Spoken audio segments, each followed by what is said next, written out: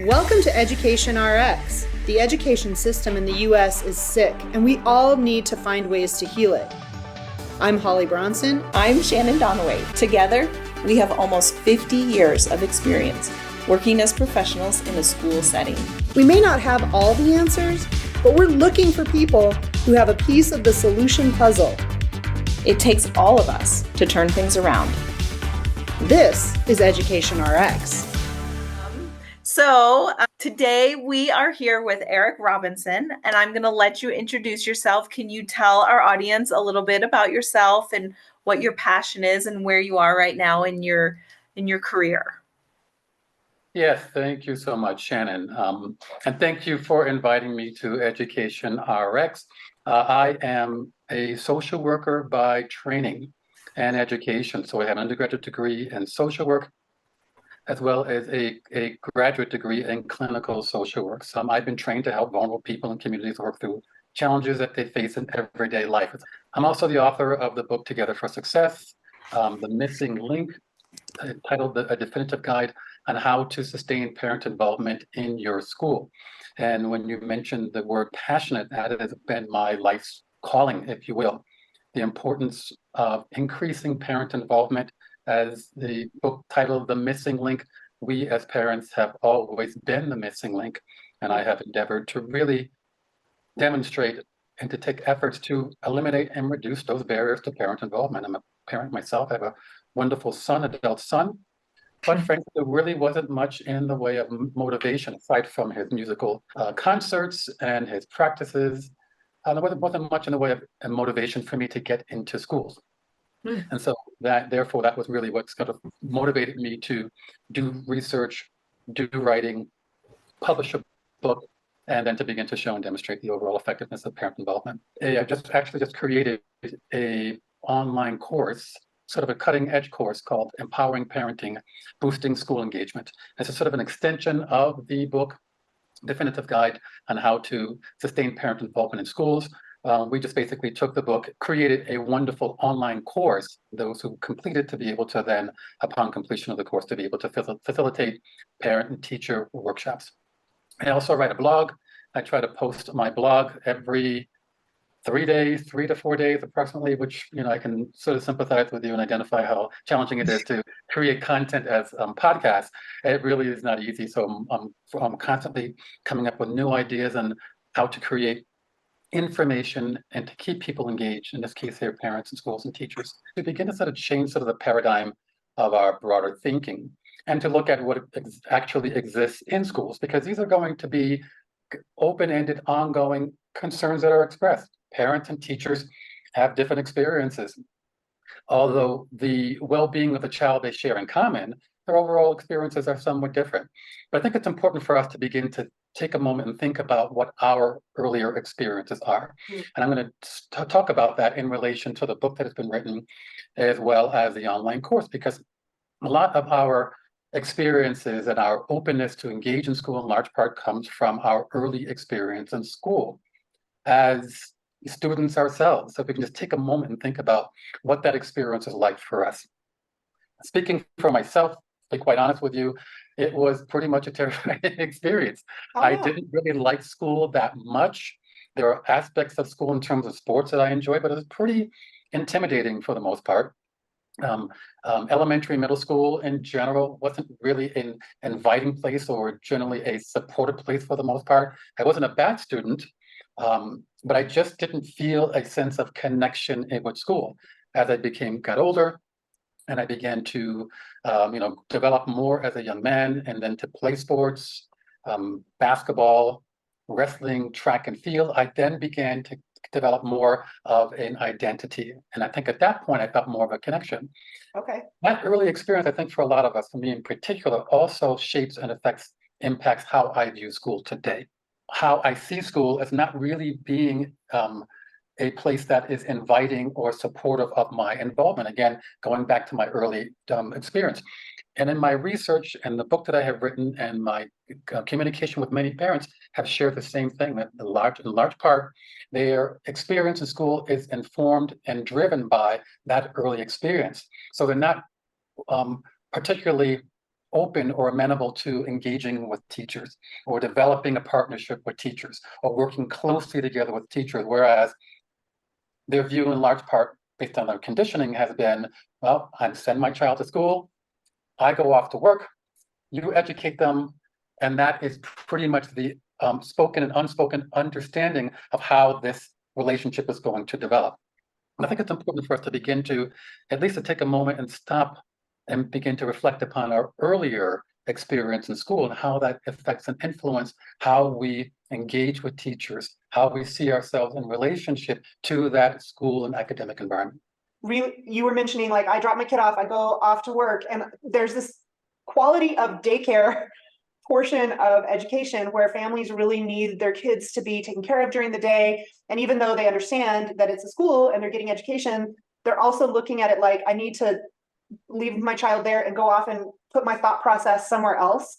Mm-hmm. And we really need to figure out how to shift that so that they're looking at education as a partnership, and teachers don't have this expectation of daycare services, but really have an expectation of learning where they're able to focus on learning. And especially post-COVID, and I know that it was happening before then, but I think COVID sort of amplified our awareness of it, that social emotional issues have been really difficult for students and have begun to spill into the classroom, where teachers are having to do a lot of teaching of, these are your emotions. This is, when you're feeling this way, it looks like this. And what are positive ways or effective ways to address those emotions?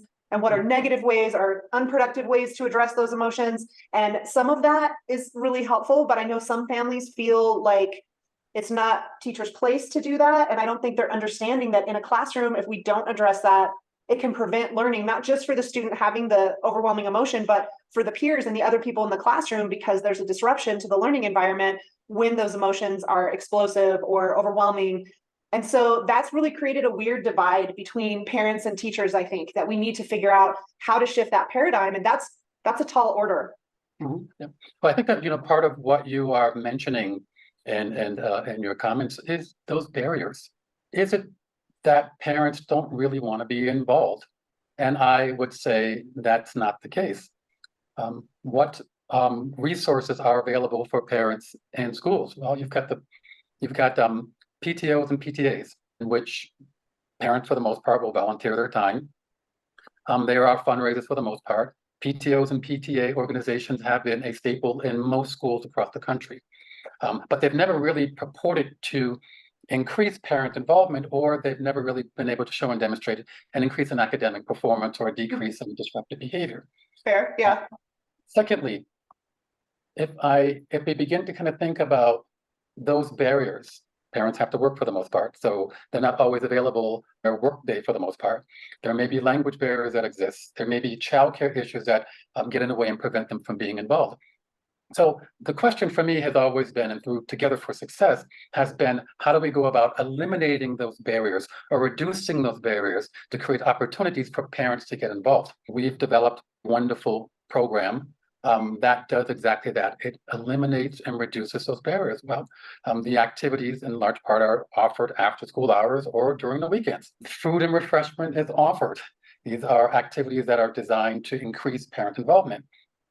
There are steps that parents and teachers are engaged in terms of ways in which we go about increasing communication and eliminating the difference between parents and teachers, allowing them to be able to work together on a certain level in which they begin to see and identify each other as having more in common than things that are different. So it has to be flexible to be able to accommodate my work schedule. Absolutely. One time after between 5:30, 6 o'clock after school hours. Feeding me was great because food is always designed to kind of bring people together. Yes. Activities, if you will, that are fun and enjoyable and engaging, and an opportunity to really be able to break the ice, identify the things that we share in common, and to be able to feel that, yes, I can be able to contribute something to this school and to the academic environment of my child. I think that once that has been accomplished and we are able to do that and replicate that on a consistent basis, then some of the issues that you're raising, some of the differences that you're talking about begin to ultimately diminish, and you can start to experience more of an increase in parent involvement. So when you're talking about doing these activities, whether they're in the evening or on the weekends, is the school creating that opportunity to do activities? Is the school the one that takes on the role of providing the refreshments and creating the space and organizing this time together? Yes, we've been successful in being in particular very flexible. We understand that each and every school is different. Each school has its different demands and requirements. And so therefore we provide the school with a framework and a blueprint, if you will, of the Togetr4Success model. It's a 10-week model. It's one time per week after school hours. So we try to make it flexible and capable for parents to be involved. Teachers identify the parents of students whom they feel could benefit from involvement. Okay. I and my colleagues have hosted workshops and trainings. We've been able to identify teachers who were open to engaging and participating in the Togetr4Success model. And then they would then identify the parents of students, share with them the model, get them on board, get a buy-in on the part of the parents. Certainly, and we've experienced situations in which the teachers' union, teachers would have to work around that. In other words, teachers would have to agree to be available after school hours, and most teachers were open to that. But we would then come in and then do the recruitment. We would do the data collection. We would do the marketing, creating the banners and creating the brochures, the information that we would make available to parents, and then we would then co-facilitate the parent and teacher workshops after school. One time per week, this would allow us an opportunity to be able to collect wonderful data, and it would be an opportunity to really begin to follow these activities that would reduce the barriers, increase communication, and also allow schools to be able to engage in this type of model in which parents and teachers can work closely together. So this is something that if you came in and did with a school and worked with that, let's say it's a middle school, which would be a tricky one because there's also sports that families are doing, and I'm sure it's even harder at a high school level. But if you come in and work with a school, is the goal that the school can then replicate that moving forward in years to come? Is it a one-time thing? Is it something that you guys come back and do again, partnering with schools over an extended period of years? Or we are currently in 2 public schools and 1 private school. And okay. this is in the Northeast area. And we've been working with these schools for approximately 3 years. Okay. And frankly, it's taken us approximately 3 years in order for Togetr4Success model to be integrated into that school. In other words, the expectation on the part of these parents is that they will participate in the Togetr4Success model. Okay. So throughout that entire, so it's 10 weeks, and we are able to provide 3 10-week groups per quarter. Okay. Over the full academic year. So the expectation is that parents will be engaged and be involved. We have those who complete the program have wonderful T-shirts. This is what sort of differentiates them from other parents who have yet to participate and other teachers who have yet to participate. In a sense, it sort of creates sort of a culture in which there's something different and there's something special about participating in Togetr4Success model. There's something that's important for parents to be involved in. This creates a forum that did not exist before. I mentioned previously the PTOs and PTAs, or for that matter, annual, biannual parent-teacher conferences, which have always been nail-biters for the most part, and anxiety. This creates an opportunity for parents and teachers to begin to move further away from the judgmental or judgmentation, move further away from the finger pointing, move further away from the focus on what's not working and what your child is not doing, and moving closer towards how can we both work together towards this unified goal of student academic success. Nice. And so since you've been in schools, at least a couple of schools for a long period of time, 3 years, what is the feedback that you get from parents? How are they feeling after being involved for 3 years? It has been really incredible. And I say that with absolute sincerity. I think that that's sort of an understatement, because parents have said that this is what they have been waiting for. This is what they have been needing. It really creates an opportunity, it has created an opportunity to really begin to identify the humanness of us all, of parents and teachers. There's not much that's differentiated between parents and teachers, quite frankly. The goal and the expectation and the outcomes in essence are the same. There's really not much difference. The only difference is that, a teacher has a skill set a level of education and a level of experience that perhaps a parent does not have.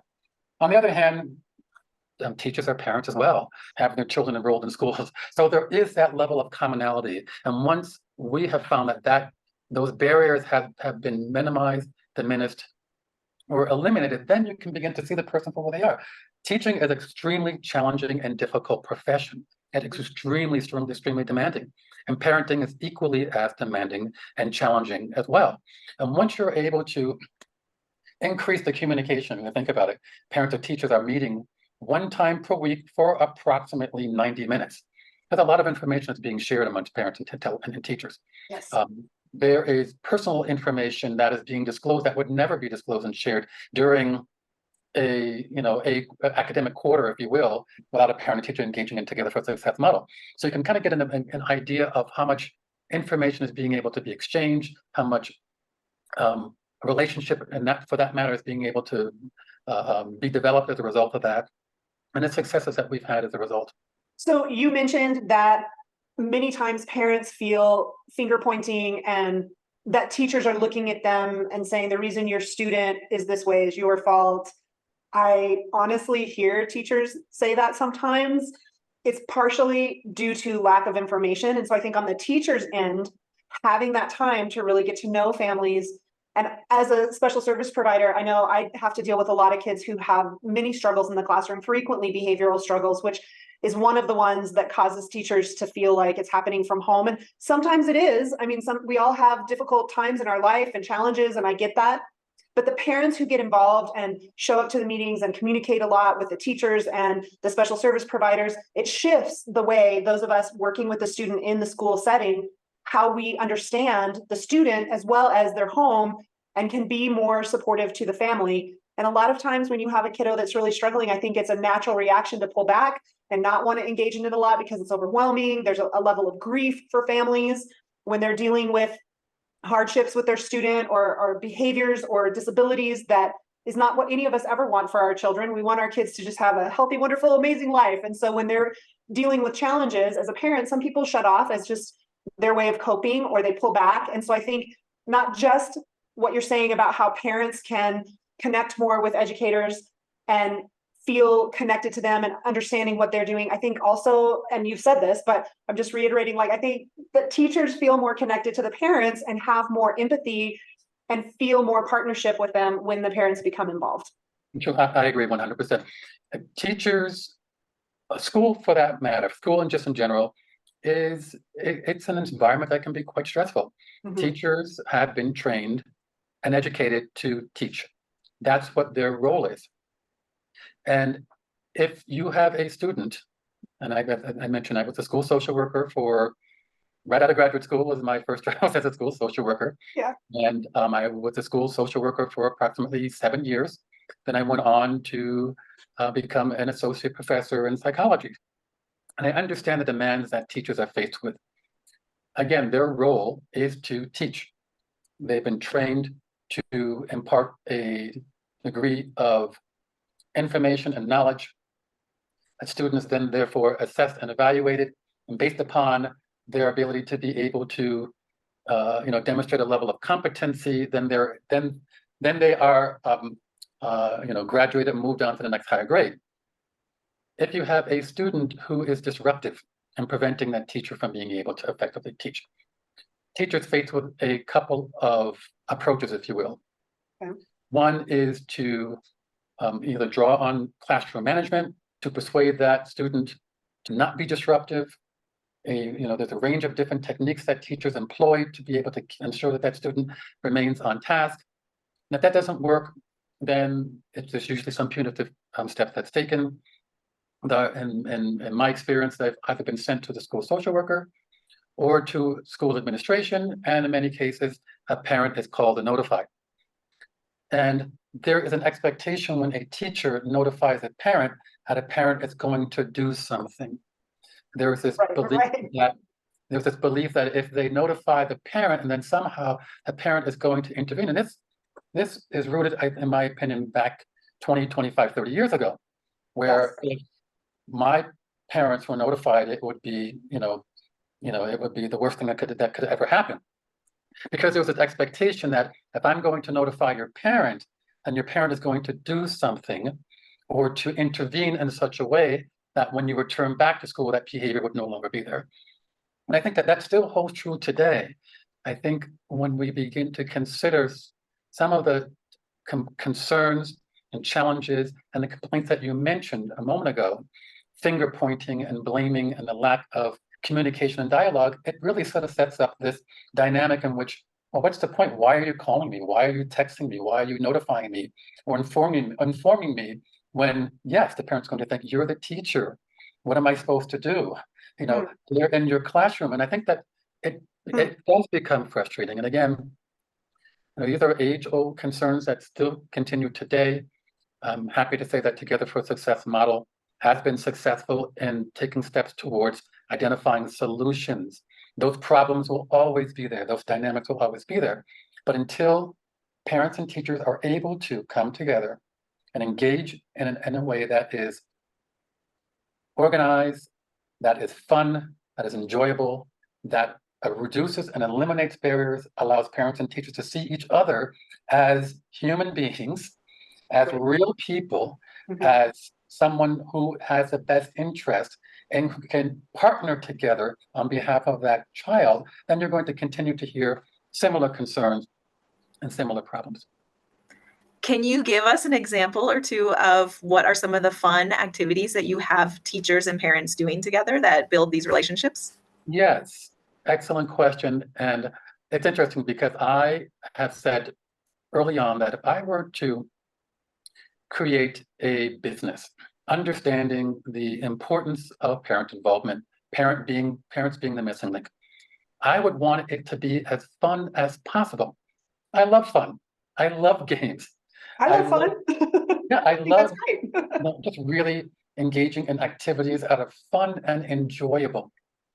And so we have developed 10 fun and enjoyable games that are drawn from, if you guys remember, it's actually from the NBC game. This is maybe about 12, 15 years ago, called Minute to Win It. Yeah. If you remember that. Yeah. I have a website, I have a YouTube account, Togetr4Success, and the activities are available through the YouTube account, Togetr4Success, and there are 10 fun and enjoyable activities. Nice. And they don't cost anything. All you need are things like balloons, ping pong balls, cotton balls, rubber bands, and household activities that are fun and enjoyable.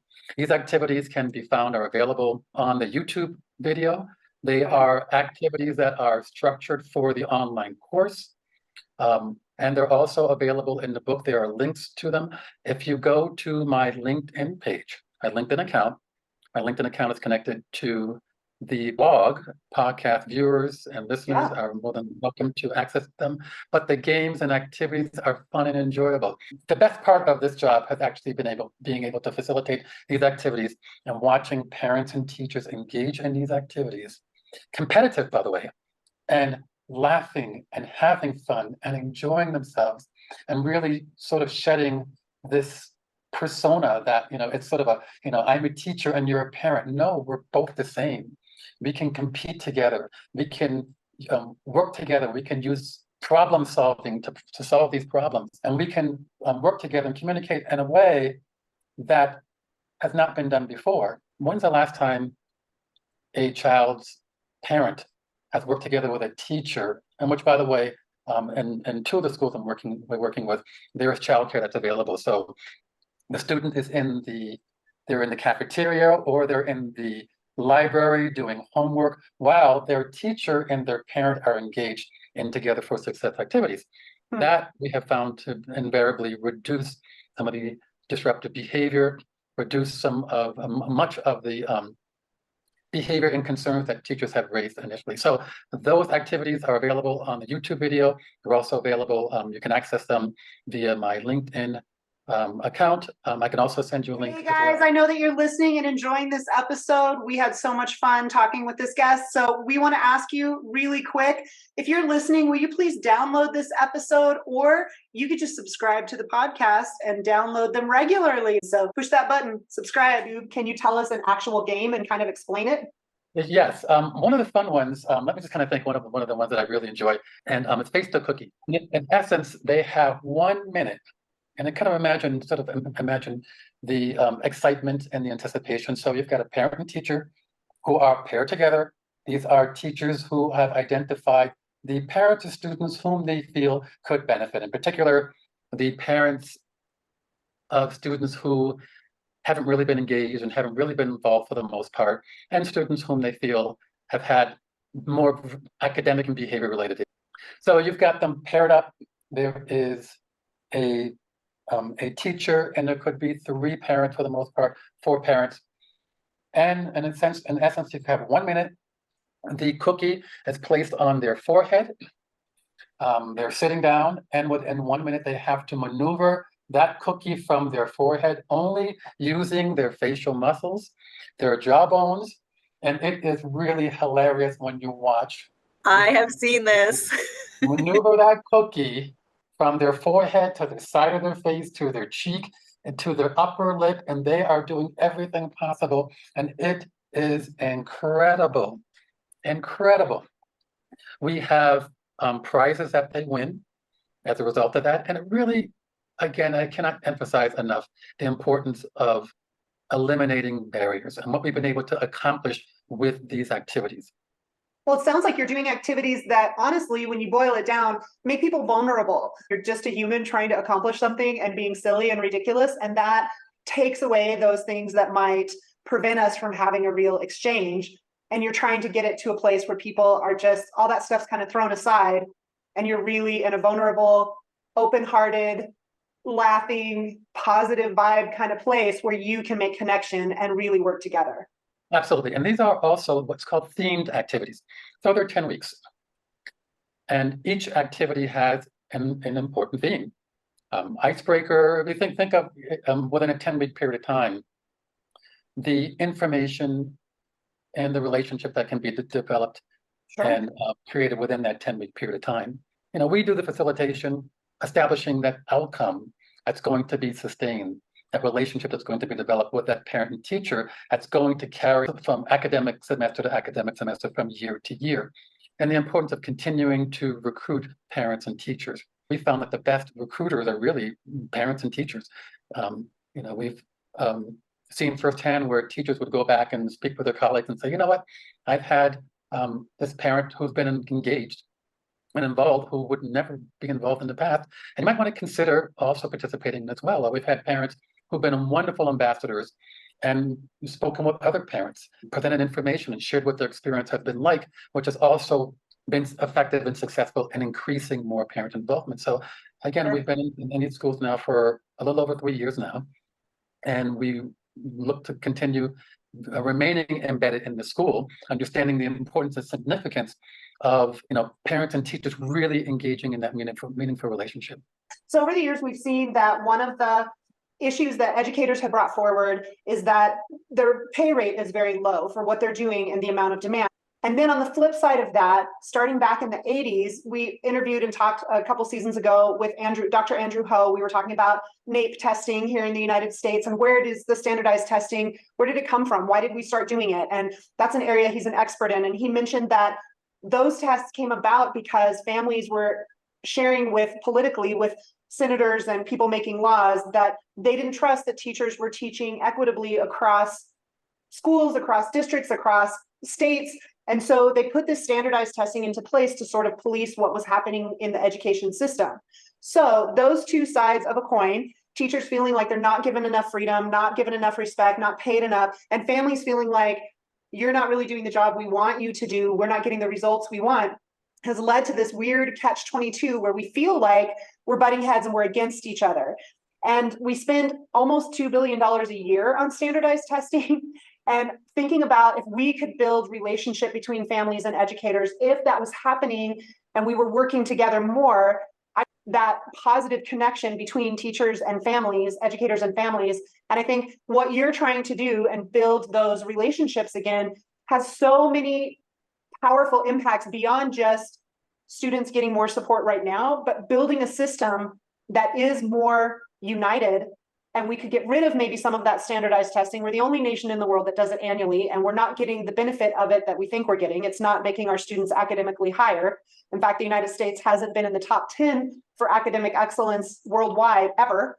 So we need to look at the systems we're using now and figure out where are the gaps. And I think one of the big gaps is between teachers and families, because if we could come together and families felt more positive about teachers, understood more what was being accomplished, felt that they had more of a say in what was happening and they could see the outcomes for their kids, we wouldn't have that need for the standardized testing. We could take that money and pour it into better lunches. We could pour it into better opportunities for students, more pay for teachers. So there's so many things. And this seems like, I guess if you were just listening and you weren't really in the schools and you didn't really understand, maybe you wouldn't realize what a powerful and big issue it is, but it's huge because it is at the foundation of what our system needs. And it has been going off course for a really long time, and not just from COVID, but way before that. Not the environment we would like it to be. And we've got to figure out how to overcome that. I agree. And it seems to me, education today seems to be this environment that just seems to be morphing into something that it should not be. Right. And whether, we see the prevalence of school violence and school shootings, and we see the politics that have been injected into education from the politics and education, questioning, the merits and the overall academic ideologies, whether, teachers should have more say-so when it comes to developing curriculum. And it just seems very, very confusing, I think, for a lot of parents in particular. Either you're in one camp and you see education and schools as being something that's positive and something that is worthwhile for you to be involved in, or you see it sort of in a different light as a place that's really antagonistic and discriminatory and biased for the most part, and not much is going to come out of it. I sincerely believe that it's just turned into something that it should not have been. And I sincerely believe that it's important that we begin to think about how do we develop the forum, the setting, how do we create and nurture a setting that is forward-thinking and that is open-minded and that is innovative and creative. Yes. That is different than what currently exists. In my experience, parents have always wanted to be involved. It's not an issue that they've been sort of like sideline players. There just hasn't been a setting or forum for them to be involved. And absent of that, then they're left with basically either these two camps. Either it's good or it's bad. They can sit back and wait for those inevitable telephone calls or text messages from the schools, informing them that their child has been suspended or has detention or some other grievance for the most part. Or you can take steps towards actively engaging them, making them feel that they are a part of this system, that they can actually contribute and feel good about that. I think that until that happens, then these are going to be issues and concerns that are not going to go away. We recently spoke with Matt Bodrow, and he has over many years created charter and private schools and different mentoring programs. And we were asking him some questions about what things can we do to change these systems, which is exactly what you're talking about. And honestly, his answer was, you can't change the current system. You can start building a new system through charter schools, through schools that take on a program like yours. And then the schools that haven't done that, the people in the old system can look at this new system and go, oh, it's working. We need to hustle and catch up to that. We need to start doing that as well. And I think the more that we talk with people who figured out some ways to shift that paradigm, figured out some ways that are working, and we get that information out there, and more people, when I go to charter schools and I work in charter schools, I feel like families are much more involved because they've selected that school. They've had to be selected frequently in that school through some kind of lottery because there's only so many spaces. And so they value it because they had a say in it, because they had to fight for that position. And so they're way more involved in it. And we need to find more and more ways to create that sense of value for families with educators. And then give those opportunities like your program is giving to build those relationships. Because I think at the end of the day, that is going to be a huge piece of changing learning and changing education in this country, is getting families more involved on a level that they can be involved. And I will say, honestly, I'm that person that goes to the baby shower or the wedding shower and they get games out and I'm like, I don't want to play a game. What do you do with parents like me that show up and go, oh, I don't want to play a game? Like, because I guess I have a bad attitude. What do you do with that? How do you kind of overcome that? It's funny because, we really haven't experienced that. There's been some initial skepticism, to be honest with you. It's been like, oh boy, okay. I think in large part because of the nuance. Wait a minute, this is not a parent-teacher conference. There is wonderful food that's there, by the way, it makes a big difference when you've got great food. It's enough for people to come back or to consider coming back the following week. We've been pleasantly surprised, consistently surprised that, these parents have been open. What they needed was just something that, doesn't compromise their work schedule. Childcare is provided. There's food that's provided. Certainly when they arrive, their eyes are wide open. We spend at least a minimum of several weeks in providing them with more than sufficient information. They have access to our videos and websites so they can get a first-hand understanding of exactly what the expectation is. And for the most part, they've pretty much been excited. Okay, bring it on. I'm here. Great. Let's close this barrier. Who are you, teacher? I know your name, okay, I know your classroom, and let me better understand. So there's a high level of motivation and just general curiosity. I think that I think because what we've been able to create has been so successful, that there's more of a strong desire to really want to get to know you. Who are you? Let's partner together. Let's work together. There is such a sense of respect and appreciation and desire. The parents and teachers are tired for the most part, but they really want to work together. So again, I can't say enough of, it's never been a case that parents have not wanted to be involved. It's just been the lack of forum, the lack of setting, the lack of a system in place, the Togetr4Success model that, oh yes, this can work. I can identify with it. I can appreciate it. I'll be back next week. Okay, great. And in the interim, within that time period, it's amazing the level of communication, the text messages, the telephone calls, the in-person contact that occurs within that time period. We're able to capture that information to be able to document that, going from zero contact to, exponential contact during the course of that week, and certainly over a 10-week period of time is really incredible.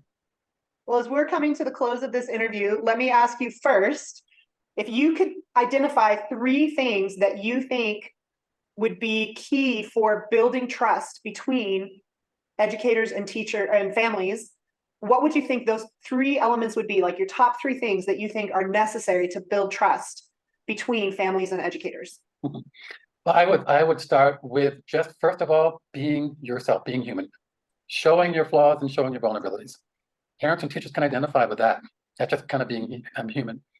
Secondly, it's really do parents and teachers share the same, which is the best interest and well-being, academic well-being of that child. Once you're able to bridge that and say, we are on the same team here, there's nothing that you really can't accomplish. But also understanding that it is a process. Educating that child is a process. So the process means that there are going to be moments in which they're not going to be on grade level. There's going to be behavior, academic problems in the classroom. There are going to be these moments in which they are expressing their emotions and their anger and their frustration in a way that is inconsistent with what the school rules are. That is expected. That is part of that process. Doesn't mean that your child is bad or you're a bad parent, but that's what being a student is all about.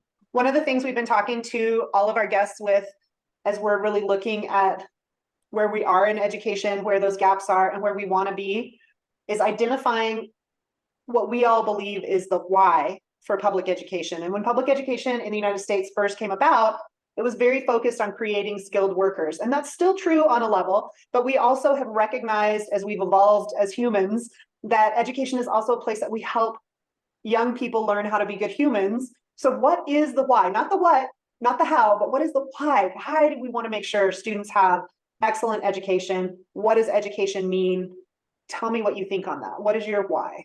I really appreciate that question. I think it's a really important central question because it really draws upon really what the passion is. We all go through this education system. Through that process, we learn and we discover what that passion is. Mhm. And had it not been for school, I would not be really where I am now.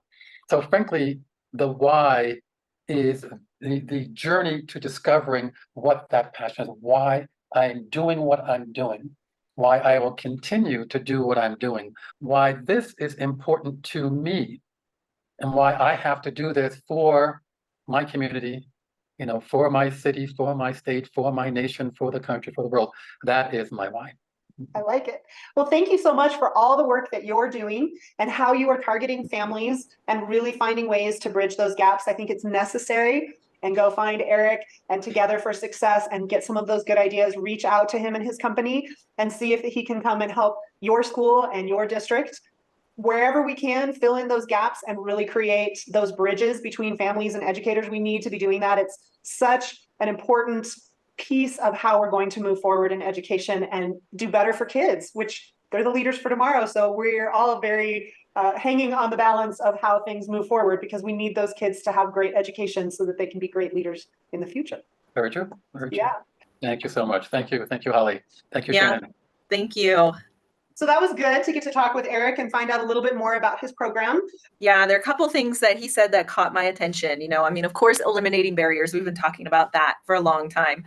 But the other piece was he basically simplified the whole thing and said respect and appreciation. And I think he was speaking about both sides, right? Like parents Yes. respecting and appreciating the teachers, but teachers respecting and appreciating the parents as well.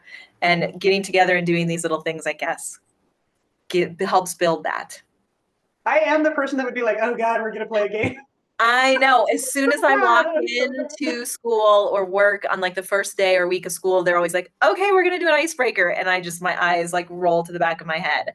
Like, oh. That's so horrible. And I know a lot of people feel that way, but I think once you get involved in it, it is typically fun. It's always more fun to be involved than to complain about things. So yes. All right, I'm the person that complains. I know, me Somebody too. do something about me, God. But it did make me remember when my daughter was in elementary school, her school did a movie night. And they did that periodically for a long time. And I think like they were still doing it until COVID, and I don't think they do it anymore. But like that was a fun thing to be like, oh yeah, everybody goes to the gym and you can take a blanket and lay on the floor and they play like whatever, Finding Nemo. It was a great kid-friendly movie. But that made me think of that, like people just getting together and doing something simple like that. I think it's so important that we build those opportunities for relationship to be made between families and teachers and educators on every level, even special service providers. Yeah, I wonder about the logistics of it and having teachers participate. He said that he doesn't have trouble getting teachers to participate, so that's great. That's wonderful. I feel like if people go into education to be teachers, it is genuinely, for the bulk of people who do that, a calling. And they do it because they feel passionate about working with kids and with families and with teaching. We rely on that so much because they will go above and beyond. And so families who are out there, please know, even if you don't have all the ins and outs, teachers do a ton of work on their own time. They don't have short days. It really is a lot of work. We had an interview with Kristen Smith where she was talking about some districts going to 4 days a week of classroom time and having 1 day extra.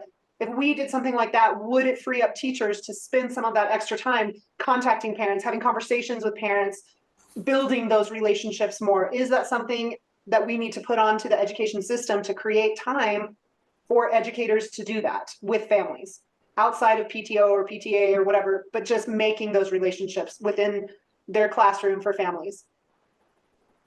Yeah, definitely something to think of.